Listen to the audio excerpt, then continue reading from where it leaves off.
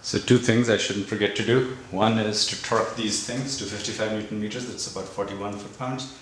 These two, and then I forgot to put the plastic guard here. It goes behind the vibration damper. So I'm gonna take that out and put it back in possibly next week. In the meantime, I am going to torque these though, because these are probably important.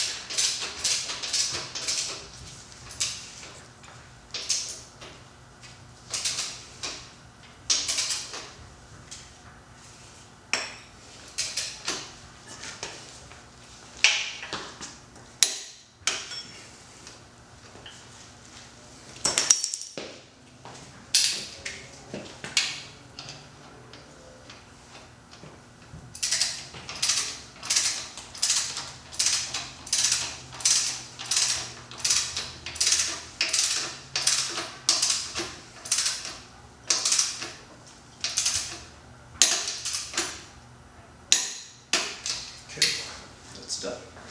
I will put the plastic guard back on next week.